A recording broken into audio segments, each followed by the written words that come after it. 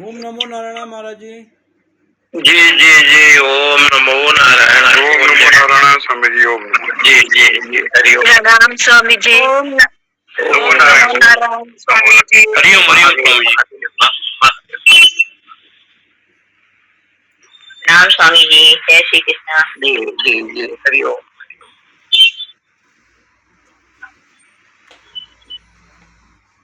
ओम सहनावतु सहनो भुनक्तु सवीर्यं करवावहै तेजस्विनावधीतमस्तु मा विद्विषावहै।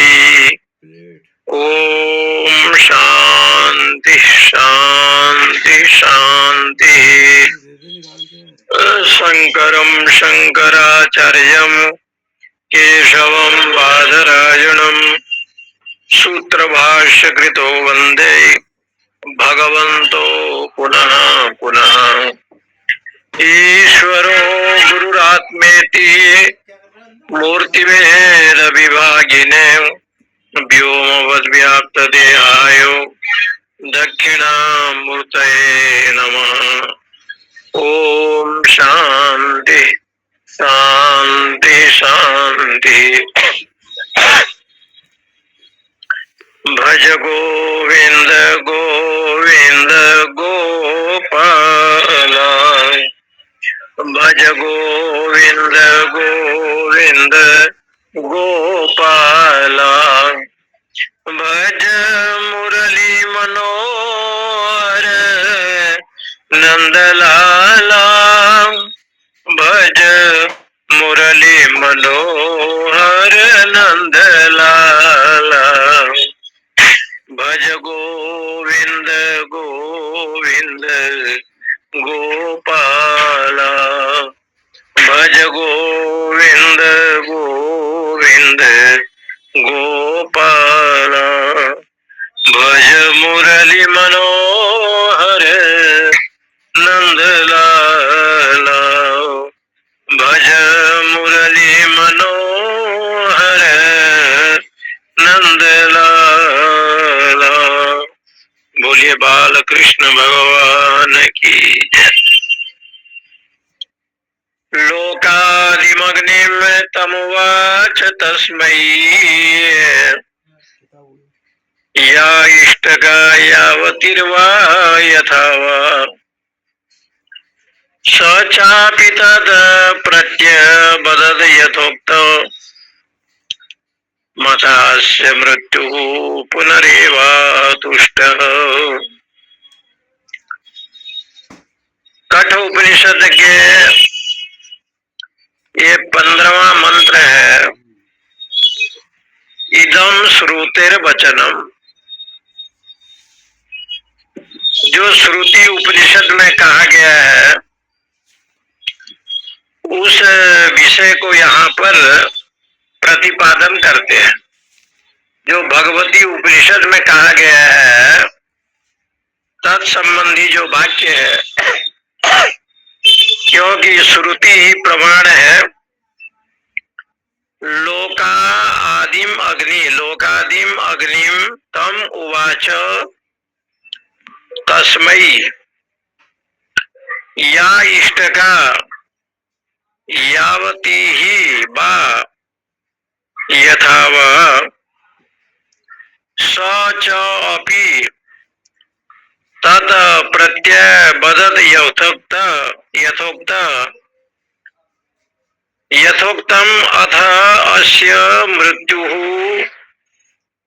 पुनरेव आह तुष्टः। लोकादिम अग्निम तम उवाच तस्मै। तस्मै का मतलब नचिकेत से। उस नचिकेता के लिए भगवान यमराज जी ने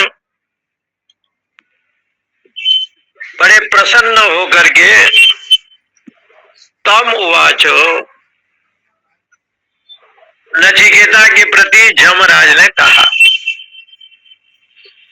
क्या कहा तो कहते हैं तस्मै लोकादिम अग्निम। जो अग्नि है ये संपूर्ण लोक का मूल कारण है। जितने भी लोक हैं बिना अग्नि के, क्योंकि वो आदि कारण है, बिना अग्नि के संभव नहीं है।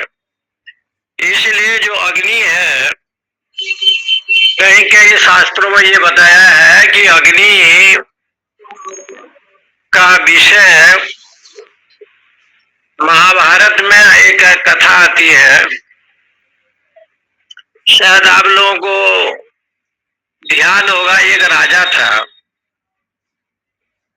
महाभारत में एक राजा था जो बड़े धर्मात्मा था। उसने अग्नि भगवान के लिए यज्ञ किया, अग्नि को प्रकट करने के लिए, प्रसन्न करने के लिए हवन किया। और कहते हैं कि उसने इंद्र से निवेदन किया कि जितना घी लगेगा मेघों के द्वारा वर्षा करें, मैं अग्नि भगवान को प्रसन्न करना चाहता हूं। उस यज्ञ कार्य में जितने भी मेघ थे इंद्र की आज्ञा से सहयोग किया। और उस समय इतने आहुति दी गई, इतना घृत दिया गया कि अग्नि बहुत प्रसन्न तो हुए, लेकिन कुछ दिन के बाद अग्नि को बहुत भयंकर एक रोग आ गया। ऐसे रोग आया कि जितने खाने पर भी वो पचते नहीं थे। उसका नाम पड़ गया लूद बुध व्याधि। ऐसे रोग आया कि भयंकर रोग आ गया। अग्नि जी ने जाकर के ब्रह्मा जी से कहा कि मेरे शरीर में भयंकर रोग हो गया है, इस रोग के निवारण करने के लिए कोई उपाय है?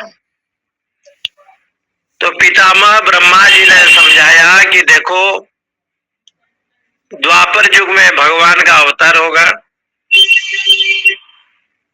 जदुकुल में कृष्ण अवतार होगा, जादव वंश में, और नारायण तो कृष्ण के रूप में आएंगे, और नर के रूप में पंडुपुत्र अर्जुन होगा। वो दोनों नर नारायण अभिन्न मित्र हैं। नारायण भी तपस्या करेंगे, नर भी तपस्या करेंगे।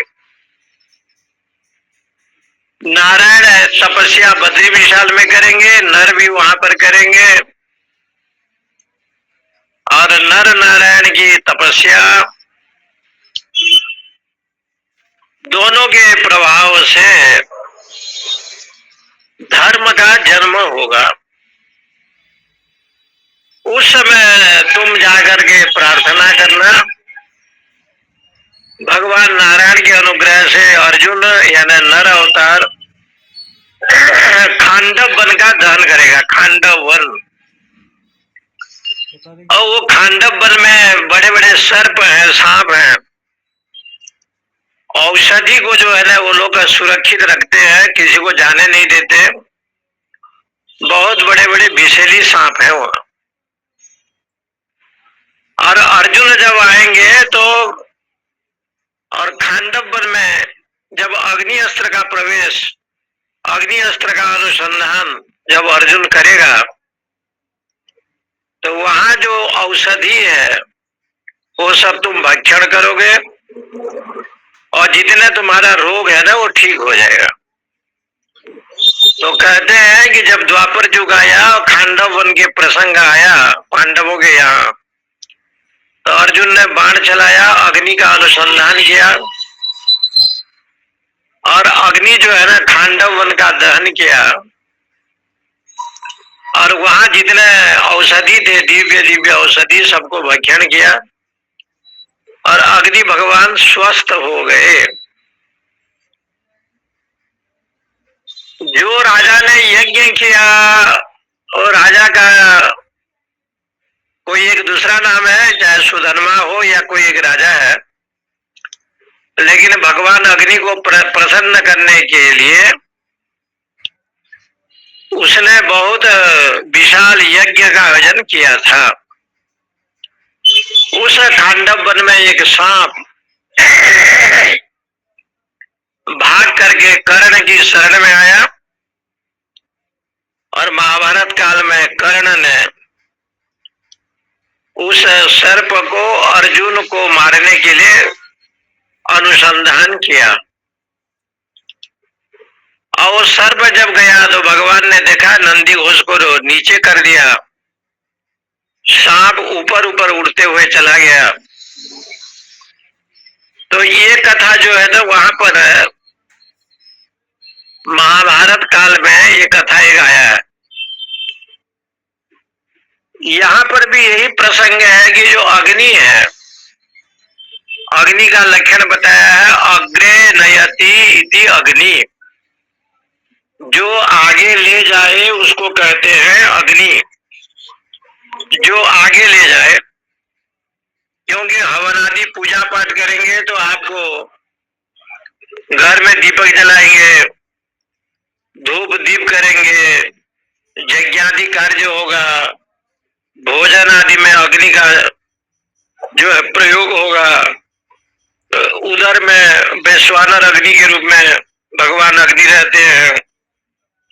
इसलिए उन्होंने कहा कि यज्ञादि कार्य में भी अग्नि स्वर्गादि लोक से लेकर के ब्रह्म लोक तक ले जाते हैं। या इष्ट का यावतिर्वा यथावा, उस यज्ञादि कार्य में या इष्ट का जितने भी ईंटें होती है, ईंट दिया जाता है, यावतिर्वा, जिस प्रकार से चयन किया जाता है, उसमें कितना ईंट होना चाहिए, कैसे चयन करना चाहिए, सच अपि तद प्रत्यय बदत यथोक्त। इसलिए जो है ना, भली भांति उसका जो विषय है, प्रत्यय बदत यथोक्त, अथ अस्य मृत्यु पुनरेवा तुष्ट। इसलिए भगवान मृत्यु ने ये सारा क्रम को पुनरेवा तुष्ट भली भांति वर्णन किया, ऐसे लिखा गया। लोकादिम लोकानाम आदि प्रथम शरीरत्वाद अग्निम चो, क्योंकि जब संसार को बनाया गया लोगों को, तो ये अग्नि जो है ना पहले हुआ। ऐसे तो कहते हैं अग्नि भगवान का स्वरूप है, भगवान ने ही अग्नि को प्रकट किया, अग्नि बन करके आए। कहीं कहीं अग्नि देवता की दो पत्नी है, एक स्वाहा है, एक स्वधा है। अग्नि की दो पत्नी कहा गया है। कुछ ग्रंथों में ऐसे विवरण है कि जो ईंटों का नियम बताया है ना, यहाँ जो ईंट का चयन करने का जो ईंट का चयन किया जाता है, उसमें एक प्रसंग ये आता है शास्त्रों में कि 720 जो है ना ईंट होते हैं, 720 ईंट का चयन करते हैं। क्योंकि सम्मस्तर जो होते हैं, जो सम्मस्तर कहा गया है, ये सम्मस्तर आपका जो है 360 दिन का होता है। 360, एक वर्ष जो होता है, एक संवत्सर 360 दिन का होता है। दिन में हो गया 360 और रात में हो गया 360। दोनों को यदि मिलाएंगे और संख्या को जोड़ेंगे तो 720 होगा। 720 की संख्या होता है। एक संवत्सर में अहम तो होता है 6-6 महीने में, जो लिखा गया है, रात्रो गमे प्रलीयन्ते, गीता जी में जो आया है। लेकिन यहाँ पर एक संवत्सर माने एक वर्ष है। दिन का आप गिनेंगे और रात का गिनेंगे तो 720 संख्या ऐसे वर्णित है कि 720 संख्या होता है। वो संख्या में एक संवत्सर माने 1 वर्ष 2 संवत्सर जोड़िए या 3 संवत्सर जोड़िए। जो जो यज्ञ करने वाले जो ब्राह्मण होते हैं, याज्ञिक लोग होते हैं, वो एक संकल्प करते हैं कि हम 1 संवत्सर तक यज्ञ करेंगे।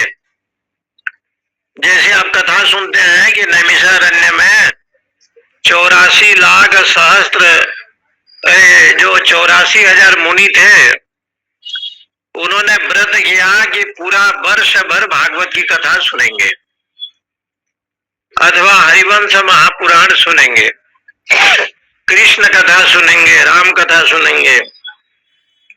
तो वहां काल की गणना ये लोग करते हैं और उस काल की गणना में जितना दिन तक यज्ञ करना है ना, 1 संवत्सर मान लीजिए करना है, तो ईटा का चयन करना है, ईट का चयन करना है।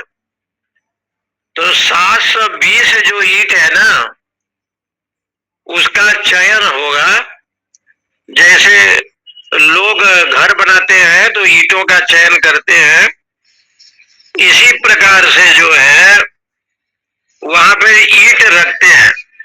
720 ईंट 1 साल का होगा, 1 संवत्सर का होगा, तो उतना रखेंगे। उसमें जो यज्ञ कुंड है, वेदी है, 10 दिगपाल है और पंच देवता है, 33 कोटि देवता है, और उसमें जो है ना भिन्न भिन्न क्रम से देवताओं का आह्वान करना, षोडश मातृका, नवग्रह आदि, ये सारा जो विषय वस्तु वहां दिया गया है ना, वहां पर वो करते हैं। इस प्रकार से वहां पर इष्ट का यावतिर्यावा यथावा, किस प्रकार से ईट का संधान करना चाहिए। और 720 जो ईटा होता है ना, केवल जैसे आप शिलान्यास करते हैं, और शिलान्यास करने पर पहले पूजा पाठ करते हैं भूमि का, और उसके बाद ईट इत्यादि रखते हैं, और उसके बाद जो है स्तंडील, कुशा, ये सब रखा जाता है। तो वहां पर भी ऐसे क्रम दिया गया है। ये हवन करने वाले या पूजा करने वाले, यज्ञादि कार्य करने वाले जो महापुरुष लोग होते हैं, वो कर्म को समुचित रूप से उपासना पूर्वक करते हैं, उपासना पूर्वक। अभी एक मंडलेश्वर जी बनारस में आए हैं, महादेव जी की उपासना कर रहे हैं, और पूरा श्रावण भर में जो है ना भगवान शंकर की उपासना कर रहे हैं। तो महात्मा जी का नियम बना रखा है कि जो ये नमः शिवाय का जप है और जो रुद्राभिषेक है, ये जो हम करेंगे शंकर जी को 1 लाख सेव का फल 1 लाख रोज चढ़ाते हो, और सभी आश्रमों में, धर्मशालाओं में बांटते हैं प्रसाद के रूप में। भगवान शिव को जो है ना वो पूजा कर रहे हैं सेव के द्वारा। बेलपत्र तो है ही, गंगा जल है ही, लेकिन महादेव जी को श्रावण महीने में जो उपासना किया जा रहा है, और वो भी कामना से करते हैं। सर्वे भवन्तु सुखिनः सर्वे सन्तु निरामया। उनके जजमान लोग हैं, बंबई से आए। तो इसी प्रकार से लोकादिम अग्नि तमुवाच तस्मै या इष्ट का यावतिर बा यथा बा। 720 जो ईटा है ना, अग्नि जो चयन किया जाता है, वो अग्नि चयन में परंपरा है। 720 ईटा को रखते हैं, क्योंकि 1 संवत्सर में जो 360 दिन होता है ना, उसके क्रम के अनुसार वो उपासना पद्धति में यहाँ पर भगवान भाष्यकार ने लिखा है। इस प्रकार की यहाँ बताया है। एवं गुण विशिष्ट स्वर्ग लोकस्य प्राप्ति साधन भूतम अग्नि। ये स्वर्ग की प्राप्ति करने वाला जो साधन है वो अग्नि है। बिना यज्ञ के जो है ना स्वर्ग में जाना असंभव है। जितना आप यज्ञ करेंगे उतना जो है उसमें वहां पर आप प्राप्त करेंगे। स्वर्ग आदि के द्वारा, ब्रह्म लोक आदि के द्वारा, ऐसे बता ऋषि लोग, तप लोग, जितने लोग हैं संख्या बा यथा वा चीयते अग्नि येन प्रकारेण सर्वम एद उक्तवान इत्यर्थो। कितना संख्या होनी चाहिए, कितने ईंटों का चयन होना चाहिए, तो एक ग्रंथ में आया है कि एक संवत्सर के अनुसार 720 ईंटे का चयन वहाँ होता है और उसको जो है ना अग्नि कुंड में भिन्न भिन्न रूप में स्थापना की जाती है। भिन्न भिन्न देवता का, भिन्न भिन्न विषय का, भिन्न भिन्न जो, क्योंकि वहाँ देवता बहुत होते हैं ना, गायत्री से लेकर के सभी देवता। इसलिए नचिकेता नाम मृत्यु लोकम यथावत, इसलिए भगवान यमराज जी ने नचिकेता को ये सब विधि समझाया। यहाँ पर कहने का मतलब जो यज्ञ होता है ना, यज्ञ में अनेक प्रकार की यज्ञ विधा है, जिसमें आपको स्वर्ग लोक आदि जाने की इच्छा, ब्रह्म लोक जाने की इच्छा, और कहीं कहीं प्रसंग आता है यज्ञों पे विष्णु, यज्ञ तो परमात्मा है, विष्णु है, भगवान के प्रीति अर्थक जो कर्म होता है वो भी यज्ञ है। कहीं कहीं शास्त्रों में आता है लोकाग्नि, लोक संबंधी अग्नि, कहीं कहीं ऐसे शास्त्र में आता है यज्ञाग्नि, यज्ञ संबंधी अग्नि। तो ये जो प्रसंग आता है, ये यज्ञादि के द्वारा अन्नात् भवन्ति भूतानि प्रजन्यात् अन्न संभवः यज्ञात् भवति प्रजन्नो यज्ञ कर्म समुद्भव। क्योंकि यज्ञ से ये सारा वेद कर्म होता है, यज्ञ से ये देवता प्रसन्न होते हैं। इसलिए गीता जी में भगवान ने इसको उठाया है कि आप जो भोजन करते हैं वो देवताओं का है।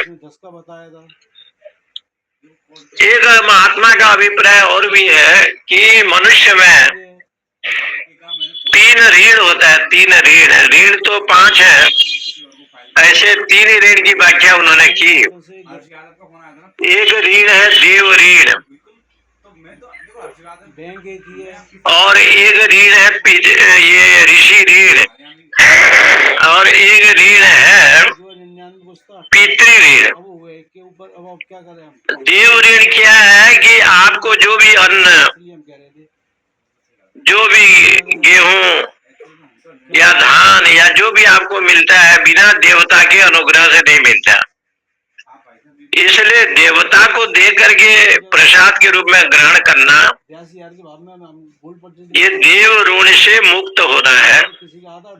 ये सारा संसार देवता की कृपा से ही संभव है। इंद्र चंद्र वरुण देवता भावता एनो ते देवा भावयन्तु वह परस्परम भावयन्तः श्रेयो परम वाप्स्यथ। गीता जी में भगवान ने कहा कि देवता को दिए बिना जो खाता है वो चोर है, चोर। इसलिए ये सब देवताओं का है, उनके कृपा से मेघ के द्वारा वर्षा, इस पृथ्वी में चंद्रमा जो है धन प्रदान करते हैं, सूर्य प्राण देते हैं, प्राण के देवता है, और अग्नि जो है जठराग्नि के देवता है, यज्ञ के देवता भी अग्नि है।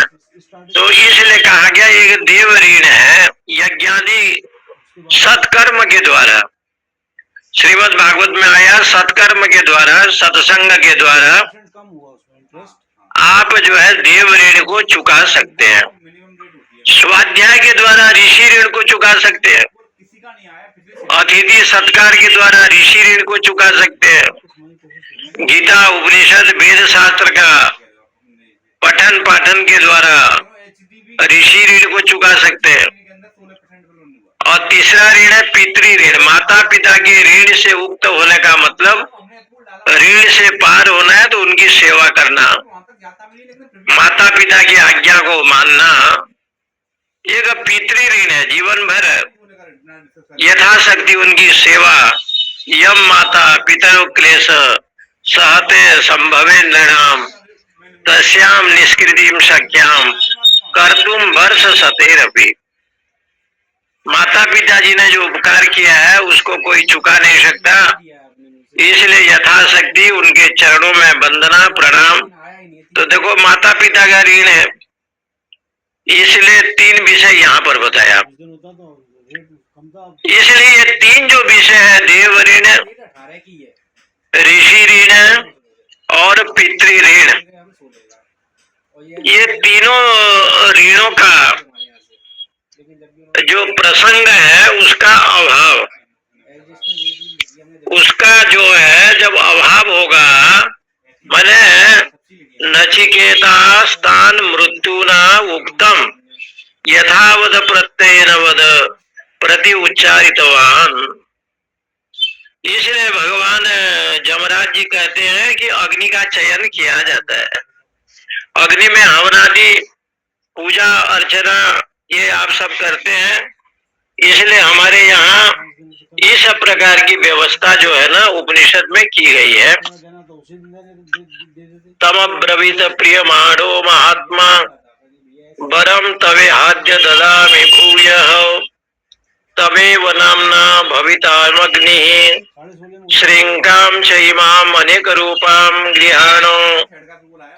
जैसे वेद है और वेद तो अपुरुष है, लेकिन हमारे यहाँ जो वेद भगवान हुए हैं वो वेद में भाष्य लिखने वाले बड़े बड़े विद्वान हुए हैं। एक सायण हुआ है, एक सायण भाष्य जो आया है वो बड़ा अद्भुत है। इसी प्रकार से एक मयट हुआ है, मयट, देखो नाम अलग अलग है, मयट ऋषि हुए हैं, उन्होंने भी वेद के ऊपर भाष्य लिखा है। जो चारों वेद है उसके ऊपर भाष्य लिखा है। उदासीन संप्रदाय में ये गुरु गंगेश्वरानंद जी महाराज हुए हैं, अब तो स्वामी जी रहे नहीं, उन्होंने भी वेद के ऊपर प्रज्ञा चक्षु थे और गुरु गंगेश्वरानंद जी महाराज जी ने उनके ऊपर भी भाष्य लिखा है, मैंने व्याख्या की है। इसलिए यहाँ पर इस बात को सिद्ध करते हैं कि भाई जो पंचाग्नि विद्या का भी निरूपण आता है वहाँ भी तो अग्नि ही प्रधान है।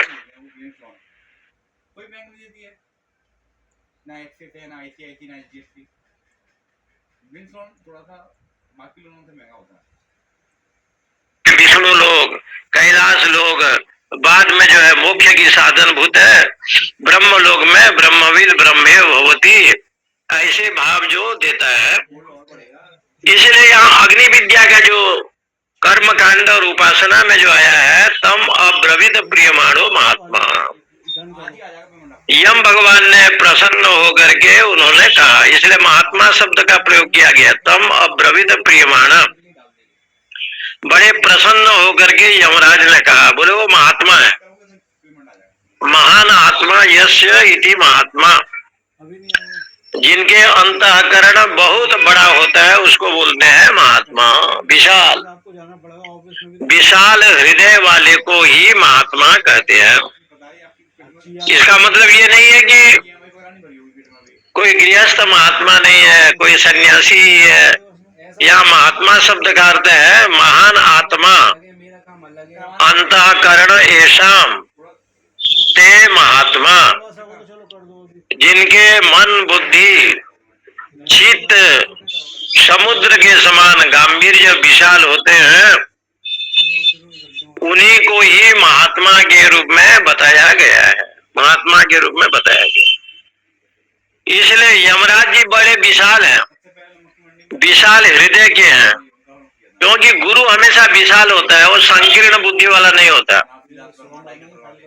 किसी का भी गुरु हो या गुरु तत्व है वो हमेशा विशाल और विशाल हृदय वाला ये गुरु माना गया है। इसलिए भगवान को कृष्णम वंदे जगत गुरु, कृष्ण को जगत गुरु कहा गया है। श्री विभीषण जी जब शरणागति में आए तो उनको लंका का राजा भगवान ने बनाया। सुग्रीवादियों ने पूछा कि यदि रावण तुम्हारे शरण में आए तो आप क्या करेंगे? बोले हम अयोध्या के राजा बनाएंगे।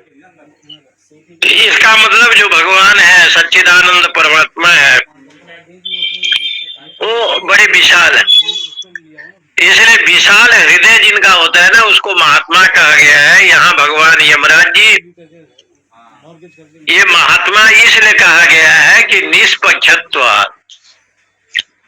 महात्मा लोग किसी का पक्ष नहीं लेते, न गुरु का न शिष्य का।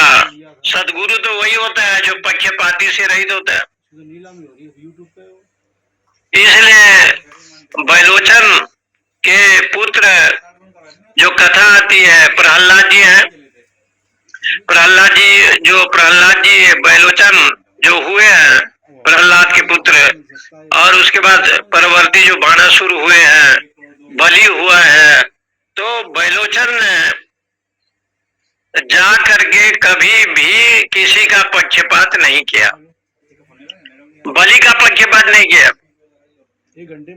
और भगवान जब वामन अवतार में बलि के दरवाजे पर आए तो उनके चरण को धोने के लिए, प्रणाम करने के लिए भक्त प्रहलाद जी गए।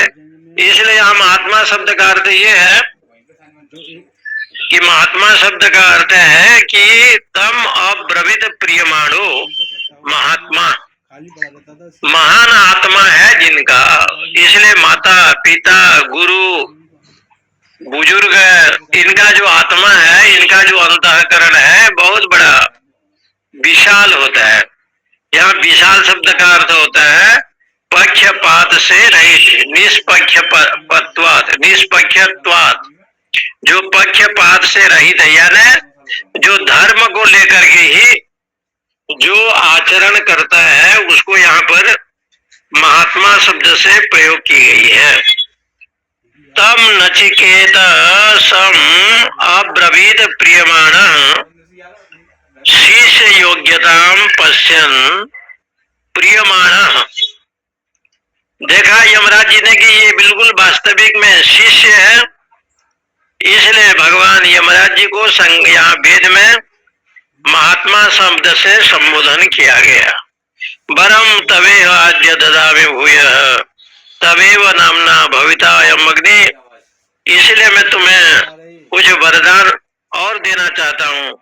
ये जो अग्नि विद्या है, भवितायम अग्नि, ये नचिकेता के नाम से होगा। त्रिनाचिकेता श्रृंगाम च इमाम अनेक रूपम गृहाणो, ये तेरे नाम से होगा।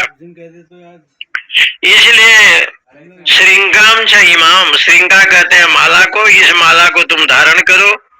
यहाँ भगवान भाष्यकार ने, शंकराचार्य भगवान ने शब्दवतीम रत्नमयी माला इमाम अनेक रूपाम विचित्राम गृहाणम स्वीकुरु। ये जो शब्दमयी माने वेद शास्त्र का जो साधना क्रम में जो शब्दमयी है, अनेक रूप है, प्रसन्न होकर के उन्होंने कहा कि इस माला को ग्रहण करो, जिससे श्रृंगाम, यानी यहाँ श्रृंगार शब्द का लिखते हैं श्रृंगाम अकुशिताम गतिम कर्म वही गृहाण। ऐसा जो कर्म करने वाला है, जो अनिंदित कर्म है, माने वैदिक कर्म है, शास्त्रीय कर्म है, वेदोक्त कर्म है, जो गुरु परंपरा से प्राप्त जो कर्म है, ऐसे कर्म को जो ग्रहण करता है उसको कहते हैं अकुशित कर्म। वो अनिंदनीय है, निंदनीय नहीं है। इसलिए यहाँ भगवान शंकराचार्य ने थोड़े शब्द में व्याख्या की कि भाई ये जो माला है, माला शब्द का मतलब है जैसे माला को धारण करते हैं गले में, ये जो त्रिनाचिकेता अग्नि विद्या है उसको तुम ग्रहण करो। इसलिए अन्यदपि कर्म विज्ञानम अनेक फल हेतुत्वात् ये स्वीकुरु इत्यर्थ, क्योंकि कर्म विज्ञान को भी स्वीकार करना पड़ेगा। कर्म संबंधी जो ज्ञान है उसको भी ग्रहण करना पड़ेगा। यूं तो वेदांत में आएंगे तो सीधे सीधे लिखा है कि अनाश्रित कर्म फलम कार्यम कर्म करोति सन्यासी जोगी च निरग्नि न चाक्रिय। अनाश्रित भाव से जो कर्म करता है अथवा जो कर्म फल की इच्छा नहीं करता है, सब भगवान के चरणारविंद में शरणागति भाव से जो रहता है, इसलिए वहां पर ये वंदना की गई है कि जो अग्नि विद्या है स्वर्ग आदि लोक में जाने का, क्योंकि अनेक प्रकार के कामना है ना, यादृशी भावना, जैसी आपकी भावना है तद अनुसार कर्म है। पुनरअपि कर्म स्तुति एवं यमराज जी ने पुनः कहते हैं त्रिनाचिकेत त्रिभेद्य संधि त्रिकर्म कृतरति जन्म मृत्यु ब्रह्मजज्ञम देवमेद्यम वेत्वा नीचाय इमाम शांतिमत्यंतमेति त्रिनाचिकेत त्रिभेद्य संधि त्रिकर्म कृतरति जन्म मृत्यु ब्रह्मजज्ञम देवम यज्ञम विदित्वा निचाय इमाम शांतिम अत्यंतमेति। क्योंकि भगवान यमराज जी ने इस अग्नि विद्या को त्रिनाचिकेता का 3 बार जो चयन करता है उसको कहते हैं त्रिनाचिकेता। यहाँ त्रिनाचिकेता कौन हो गए? माता, पिता और गुरु। माता मातृदेवो भव, पितृदेवो भव और आचार्य देवो भव।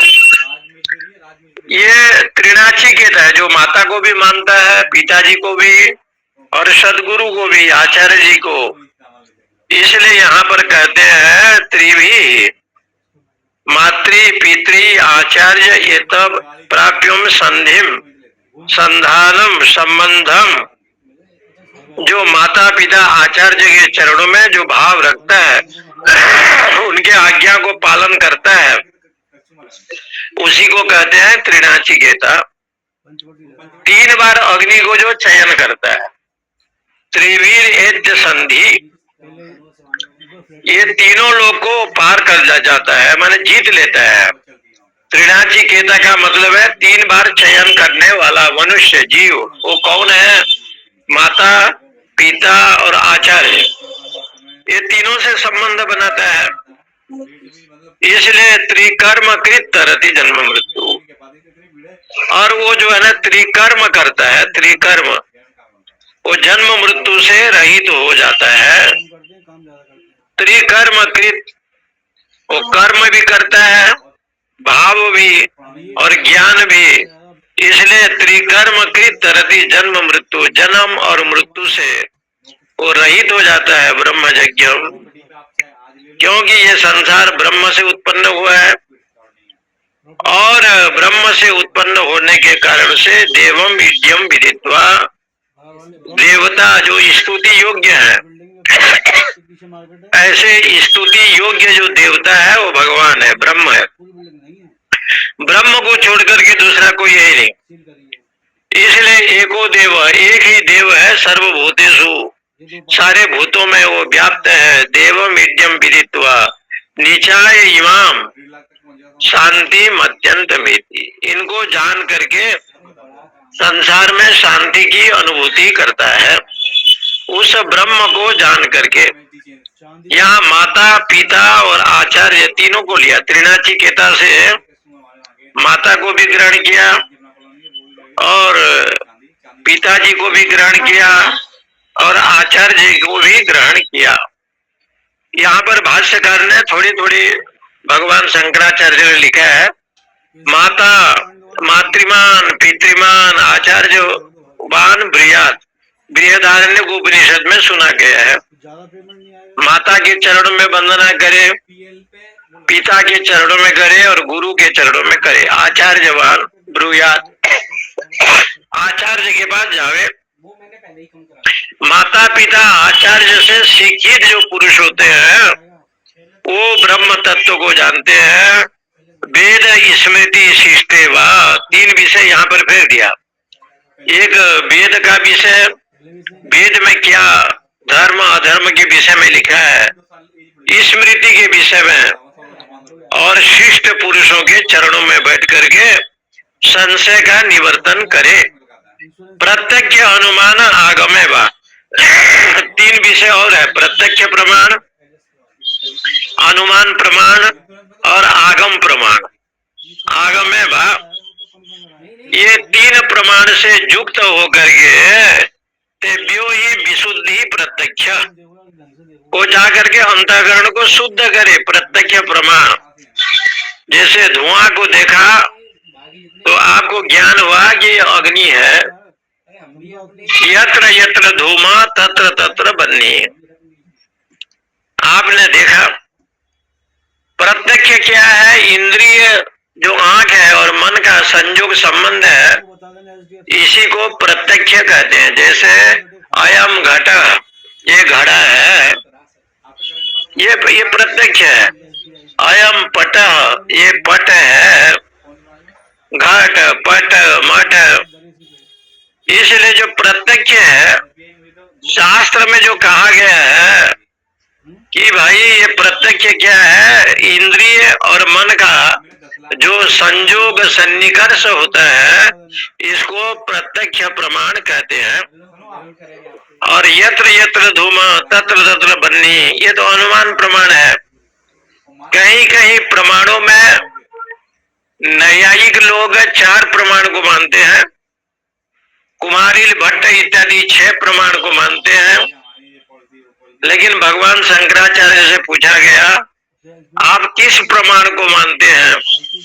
तो भगवत पाद ने कहा, तत्र उपनिषद प्रमाणम, उपनिषद ही हमारे लिए प्रमाण है। अद्वैत जो वैदिक सिद्धांत है, उपनिषद है। इसलिए जो 10 शांति मंत्र का पाठ किया जाता है ना, ओम सहनावतु से लेकर के पूर्णमद से लेकर के सारे उपनिषद का जो मूल मंत्र है, कोई यजुर्वेद से लिया गया, कोई ऋग्वेद से आया, कोई बृहदारण्यक से आया, कोई उपनिषद से आया। इसलिए 10 शांति मंत्र जो पाठ होता है, वो भिन्न भिन्न स्थानों से, अनेक वेदों से उसको ग्रहण किया गया है। जैसे कृष्ण यजुर्वेद का ये मंत्र सहनावतु सहनो भुनक्तु पूर्णमद पूर्णमिदम पूर्णात् पूर्णमुदच्यते, ये बृहदारण्यक उपनिषद का है। ये मंत्र बृहदारण्यक उपनिषद से लिया गया है। इससे सिद्ध होता है कि जो प्रमाण है, तत्र उपनिषद प्रमाणम, उपनिषद को ही प्रमाण यहाँ कहा गया है। भगवान भाष्यकार ने प्रत्यक्ष प्रमाण, अनुमान प्रमाण और आगम प्रमाण, ये 3 हो गया। वेद स्मृति शिष्टे वा प्रत्यक्ष अनुमान आगमे वा तेभ्यो ही विशुद्धि प्रत्यक्ष त्रिकर्म कृत, 3 कर्म को करने वाला उसको भी त्रिनाचिकेता कहते हैं। 3 कर्म क्या है? पहला है यज्ञ, दूसरा है अध्ययन, तीसरा है दान। इसलिए त्रिकर्म कृत इज्या अध्ययनम दानानाम कर्ता तरति अतिक्रामति जन्म मृत्यु। जो यज्ञ करता है, सात्विक यज्ञ, अध्ययन करता है वेदांत का, और दान देता है सात्विक, ये 3 कर्म जो करता है, जन्म मृत्यु से रहित हो जाता है। इसलिए यहाँ पर लिखते हैं तरति अतिक्रामति जन्म मृत्यु। जो वेदादि का श्रवण भी करता है, प्रत्यक्षादि प्रमाणों के द्वारा ज्ञान भी होता है। प्रत्यक्ष प्रमाण है कि संसार में ब्रह्म है, अस्ति। ये नहीं कह सकते कि ब्रह्म नहीं है, ब्रह्म है, ये अस्ति, ये प्रत्यक्ष प्रमाण है। ब्रह्म है, इसमें क्या प्रमाण है? प्रत्यक्ष प्रमाण क्या है? जगत गुरु शंकराचार्य भगवान से, भगवान भाष्यकार से लोगों ने पूछा कि ब्रह्म ब्रह्म आप कहते हैं, इसमें कोई प्रमाण है? तो आदि शंकराचार्य ने कहा कोई प्रमाण इसमें नहीं है, मैं ही प्रमाण हूँ, मैं हूँ। ये जो आस्तिक बुद्धि है, ये सिद्ध करता है कि अखिल ब्रह्मांड नियंता भगवान साक्षात जो ब्रह्म है, अपरोक्ष है, वो है। इसमें प्रमाण क्या है? बोले अहम ब्रह्मास्मि, मैं ही हूँ। मैं ही प्रमाण। अहम शब्द का जो वाचक है ना, ये ब्रह्म का वाचक है। अहम कोई कर्ता भोक्ता पापी पुण्यात्मा का नहीं है। इसलिए कठोपनिषद में कहा यज्ञ अध्ययनम दानम। यज्ञ करे, स्वाध्याय यज्ञ, अध्ययन करे वेदांत इत्यादि का, और दान कर्म करे। ये त्रिकर्म कृत, ये तीन कर्म जो करता है, नीचा इमाम मृत्यु मुखात प्रमुच्यते, ये मृत्यु के मुख से पार हो जाता है। यहाँ पर लिखते हैं किंच ब्रह्म यज्ञम ब्रह्मणो हिरण्य गर्भ जातो ब्रह्मज। ये ब्रह्मज क्या है? ब्रह्म से हिरण्य गर्भ से संसार बना है। और तदेव सृष्टवा तदेव अनुप्राविशद, उस परमात्मा ने कल्पना की मैं एक से बहुत बन जाऊं। ऐसे जो भाव है, ये कहते हैं ब्रह्मज्ञ सर्वज्ञो ही असो। ब्रह्मजस्यासो यज्ञस्यो ब्रह्मज्ञ, कर्मधारय समास किया। और उसमें भी तम देव द्योतनाथ ज्ञानादि गुणवंतम यज्ञम। इसलिए उस ब्रह्म को जाने, किसके द्वारा जाने? तो यहाँ वेदादि के द्वारा, प्रत्यक्ष प्रमाणों के द्वारा, प्रत्यक्ष अनुमान और आगम से जाने, और यज्ञ अध्ययन और दान के द्वारा जाने। ऐसे भगवान शंकराचार्य ने भाष्य में लिखा त्रिणाचिकेतस्त्रयमेतद् विदित्वा य एवं विद्वान् चिनुत नाचिकेतम् स मृत्युपाशान् पुरतः प्रणोद्यो शोकातिगो मोदते स्वर्गलोके। तो कहते हैं त्रिणाचिकेत, ये जो तीन विषय है, जो तीन विषय अभी जो बताया गया है, त्रिणाचिकेतो त्रयम एतद् विदित्वा, इस प्रकार से जो जानता है कितना ईट है, कितने संख्या है, किस प्रकार से हवन आदि क्रिया करना चाहिए। यहाँ इसलिए एवं विदित्वा विद्वान चिनुते नाचिकेत, इस प्रकार से जो अग्नि चयन करता है। स मृत्यु पाषाण पुरतः प्रणोद्य, वो ये अज्ञान रूपी मृत्यु से, इस पास से छूट करके शोकातिगो मोदते स्वर्गलोके, और शोक से पार होकर के स्वर्गलोक में आनंद से रहता है। यावतीर्वा यथावा येति एतद् विदित्वा अवगत्य यस्यैव आत्मरूपेण अग्निम विद्वान चिनुते निवर्तते। आत्मा ही ब्रह्म है और ब्रह्म ही अग्नि है। इस प्रकार से मन में भावना करते हुए जो विद्वान अग्नि का हवन करता है आत्मा रूप से, और जो विद्वान अग्नि शब्द का अर्थ है क्रतु, वहाँ ईशावास्य उपनिषद में आया है अग्ने नया सुपथा राय असमान, एक मंत्र ये है। और अंतिम में एक मंत्र आया है क्रतो स्मर, अग्नि स्मर, क्रतु का स्मरण करो, क्योंकि यज्ञ को क्रतु कहा गया है, यज्ञ को क्रतु कहा गया है। ज्ञान यज्ञ अथवा ब्रह्म यज्ञ अथवा आत्मा यज्ञ अथवा स्वाध्याय यज्ञ, ये सबको क्रतु कहा गया है। क्रतो स्मर, क्रतो स्मर। अग्ने नया सुपथा राय अस्मान विश्वानि देव वयुनानि विद्वान। वहां पर भी अग्नि शब्द का प्रयोग किया गया है। तो अग्नि शब्द का अर्थ क्या है? ब्रह्म। इसका उदाहरण वाल्मीकि रामायण आदि ग्रंथों में भी है।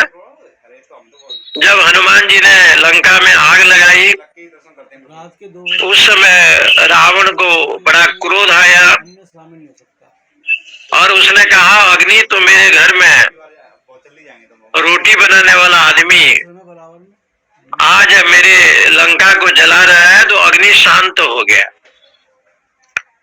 कहते हैं कि रावण के यहाँ वायु जो है ना, कपड़ा धोते थे, धोबी का काम करते थे, वायु जो चल रहे थे ना, वो भी बंद हो गया। श्री हनुमान जी ने देखा कि अग्नि भी बंद, वायु भी अंदर ध्यान हो गए। तो उसने राम राम कहते कहते ब्रह्म अग्नि को प्रकट किया। ब्रह्म अग्नि को राम राम का उच्चारण करते हुए जब ब्रह्म अग्नि को प्रकट किया तो रावण की आज्ञा को जो है, जो देवता लोग मानते थे, उस अग्नि ने नहीं माना। तब उसने जाकर के इस लंका को जलाया। तो कभी कभी शास्त्रकारों ने इस बात को उठाया ना, जो त्रिनाचिकेता, यहाँ 3 प्रकार के जो अग्नि का बताया गया है, वो यज्ञ है, अध्ययन है, दान है। इस प्रकार के द्वारा देहपात से पहले, मृत्यु के पहले मृत्यु से पार हो जाता है। इसलिए कहते हैं समृत्यु पाषाण, ये मृत्यु के पास से वो रहित हो जाता है। इसका मतलब यहाँ लिखते हैं अधर्म ज्ञान, अधर्म ज्ञान, अधर्म अज्ञान, राग द्वेषादि लक्षणान।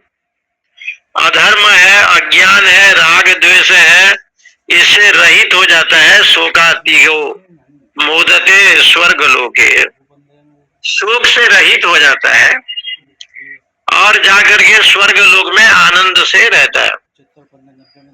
भाई आप कथा सुनते हैं कि भगवान नारद स्वर्ग में जाते हैं, लेकिन स्वर्ग के जो व्यसन है, स्वर्ग का जो भोग है, विलास है, उसमें वो बंधन में नहीं रहते।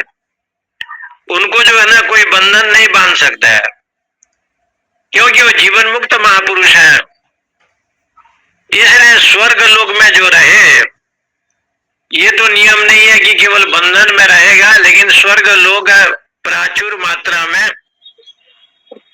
क्षीणे पुण्य मर्त लोकम विसंधि कह करके कहा है। पुण्यात्माओं का, धर्मात्माओं का जगह है। इसलिए स्वर्ग लोक को विशेष करके भोगादि जो विषय बताया गया, तेतम भुक्त्वा स्वर्ग लोकम विशालम, विशाल स्वर्ग लोक है, बहुत बड़ा है। इसलिए कुछ ऐसे भी हैं कि जो जाते हैं, जीवन मुक्त महापुरुष है, स्वर्ग में जा करके आते हैं, लेकिन स्वर्ग के बंधन उसको बांध नहीं सकता। जैसे अर्जुन स्वर्ग लोक में गए, लेकिन उर्वशी आदि उनको बंधन में नहीं बांध सके। इसी प्रकार से शोकातिगो मोदते स्वर्ग लोके, शोक से पार होकर के स्वर्ग लोक में रहता है। ऐसा ते अग्निर्नचिकेत स्वर्ग्यो यमवृणीता द्वितीयेन वरेणो एतम अग्नि तमेव प्रवक्ष्यन्ति जनासो तृतीयं वरम नचिकेतो वृणीष्व। ऐसा ते अग्नि नचिकेत, हे नचिकेता, ये अग्नि के जो है, ये तुम्हारा नाम से होगा, त्रिनाचिकेता के नाम से होगा। स्वर्गियो, ये स्वर्ग का जो विषय था, यमवृणी था, मैंने तुम्हारे लिए भली भांति कहा। वृणीथा का मतलब समझाया, बतला दिया, क्योंकि स्वर्ग के प्राप्ति का जो साधन है वो अग्नि है। अग्नि का मतलब यज्ञादि कार्य। इसलिए द्वितीय न वरेणो, ये दूसरा वर्ष में तुम्हें बताया। एतम अग्निम तमेव प्रवक्ष्यन्ति जनासो, इसलिए इस अग्नि विद्या को जो जानेगा, जो करेगा, तो कहते हैं तृतीयम वरम, इसलिए वो स्वर्गादि लोग को प्राप्त हो जाएगा। प्रवक्ष्यन्ति जनासो, ये जन जो लोग हैं, ये उस लोक में प्राप्त हो जाएंगे। तृतीयम वरम नचिकेतो वृणीष्व, इसलिए हे नचिकेता, तीसरा वरदान जो चाहिए उसको आप मांग लें। तृतीयम वरम नचिकेतो वृणीष्व। एषते तुभ्यम अग्नि, ये जो अग्नि संबंधी जो ज्ञान तुमने कहा नचिकेता, ये स्वर्गम, स्वर्ग साधन हो, ये स्वर्ग को जाने का ये साधन है। यम अग्नि वरम वृणीथा, ये अग्नि विद्या स्वर्गादि, स्वर्गादि से आगे जितने भी लोग हैं, उस लोक का जाने का ये साधन है। सो अग्नि ही बरो दत्तो, मैं तुम्हें अग्नि संबंधी जो विज्ञान है उस विज्ञान को बर रूप में बताया। इंच एतम अग्नि तमेव नामना प्रवक्ष्यन्ति जनास, तुम्हारे नाम से होगा त्रिनाची केता, ये त्रिनाची केता के रूप में तुम्हारे नाम से होगा। ये जो अग्नि विद्या है ये तुम्हारे नाम से प्रकट होगा, लोग नाचिकेत अग्नि भी कहेंगे। भगवान जमराज ने इस प्रकार से वहां वरदान दिया है। द्वितीय न बिणे न बरेण, वहां पर एक प्रसंग ऐसे भी कहीं कहीं जगह पर आता है कि जो अग्नि चयन विद्या है ना जी, अग्नि चयन विद्या, जैसे आप मुक्ति को मानते हैं ना, तो मुक्ति दो प्रकार का है ऐसे भी लिखा है। एक सद्यो मुक्ति का जो भेद है वो दो प्रकार का है, एक सद्यो मुक्ति होता है और एक विधेय मुक्ति होता है। सद्यो मुक्ति उसको कहते हैं कि साधक अंतःकरण को लेकर के रहता है लेकिन बंधन में नहीं होता, उसके अंतःकरण में मन भी होते हैं, चित्त भी होते हैं, बुद्धि भी होता है। और एक ऐसे है कि अंतःकरण को छोड़ करके, जिसमें अहंकार आदि नहीं होते हैं, उस मुक्ति को जो है अंतःकरण से युक्त होकर के जो विषय होता है उसको दूसरे भाषा में जीवन मुक्ति बोलते हैं। और अंतःकरण से युक्त होकर के जो एक विषय होता है असंग रूप में, उसको कहीं जगह पर विधेय मुक्त कहा गया है। एक अंतःकरण के साथ होगा तो सोपाधिक होगा, एक अंतःकरण नहीं होगा तो निरुपाधिक होगा। निरुपाधिक की स्थिति में अंतःकरण में जो विषय बनता है वो उसको जो है ना, वो जब अंतःकरण नहीं होगा ना तो उसको पता ही नहीं चलेगा ये संसार का विषय। और निरुपाधिक की स्थिति में जब वो आएगा तो उसको तो ब्रह्माकार वृत्ति बन जाएगा।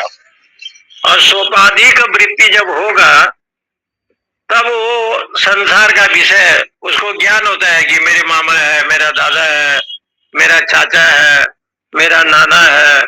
ये तो सब सोपाधिक वृत्ति में न होगा, निरुपाधिक वृत्ति में ये सब नहीं होता। जहाँ निरुपाधिक वृत्ति अंतःकरण होगा वहां पर वो विधेय मुक्त माना जाएगा। इसलिए सज्जो मुक्ति में भी अंतःकरण का विषय और निरुपाधिक को लेकर के विधेय मुक्त का विषय, तो मोदते स्वर्ग लोके कह करके ये सिद्ध करते हैं कि स्वर्ग लोक में कोई जाएगा तो मर्त मंडल में वेदांत जन्य ज्ञान उसको यदि हो गया होगा तो वो जो विषय है वो स्वर्ग लोक में उसको ज्ञान होगा। जैसे कथा आती है भरत जी की, भरत जी मृग भी बन गए लेकिन उसको ज्ञान था कि मैं पहले ब्राह्मण था और मृगासक्त होने के कारण से मृग मैंने पूर्व जन्म का बोध होता है, इसलिए उसको जाति स्मर कहते हैं। और ऐसे भी स्वर्ग लोक में देखा गया है, उसी को ये उठाया। ओम पूर्णमद पूर्णमिदम पूर्णात् पूर्णमुदच्यते पूर्णस्य पूर्णमादाय पूर्णमेवावशिष्यते। ओम शांति शांति शांति। हरि ओम हरि ओम। हरि ओम।